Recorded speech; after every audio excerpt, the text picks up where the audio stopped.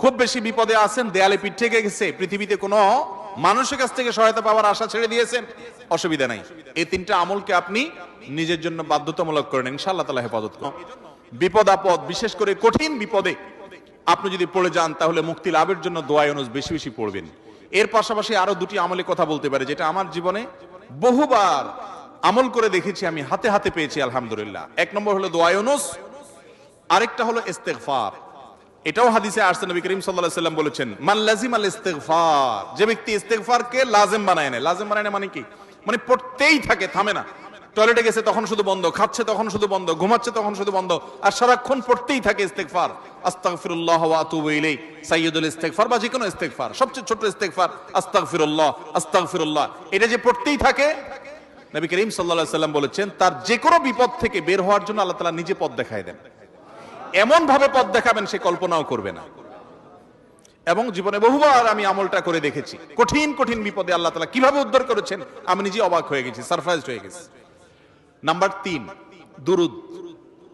দুরুদের ক্ষেত্রে হাদিসে একই কথা বলা আছে, যে ব্যক্তি দুরুদ বেশি বেশি পড়বে, ওই ব্যক্তির সমস্ত পেরেশানি থেকে মুক্ত হওয়ার জন্য এই দুরুদ যথেষ্ট হয়ে যায়। তাহলে তিনটা আমলের কথা বললাম, দোয়া ইউনুস, লা ইলাহা ইল্লা আনতা সুবহানাকা ইন্নী কুনতু মিনাজ জালিমিন, আরেকটা হলো ইস্তেগফার বেশি বেশি, আরেকটা হলো দুরুদ। বিশেষ কোনো সংখ্যার কথা উল্লেখ নাই, যত বেশি সম্ভব পড়বেন।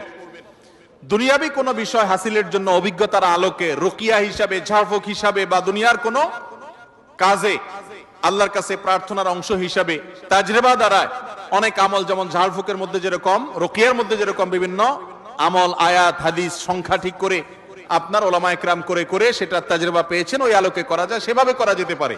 কিন্তু সওয়াবের আশা যদি হয় যে এত সংখ্যক বার পড়লে এটা হবে, তাহলে সেটা হাদিস দ্বারা প্রমাণিত না। আর মৃত ব্যক্তির জন্য যদি হয়, তাহলে তো সেক্ষেত্রে আরো এটাকে সংখ্যা ঠিক করে করার কোনো গ্রহণযোগ্যতা নাই। কারণ সংখ্যা যদি হাদিস এবং কোরআনে উল্লেখ না থাকে, আমরা কেউ সংখ্যা বসায় দেওয়ার অধিকার আমাদের নাই। বিশেষ করে মুর্দার জন্য যে খতমের সিস্টেম আমাদের দেশে প্রচলিত আছে, এই সিস্টেম বেদাত, এবং এতে কোনোভাবেই মুর্দার কোনো উপকার হবে না। যেই বেচারা পড়াবে তার আমসালা দুইটাই যাবে। কয়দিন আগে দারুল দেওবন্দ থেকে ফতোয়া বের হয়েছে বিষয়, বিশেষ করে কোরআনে কারীমের খতম করানো হয়েছে সে বিষয়ে।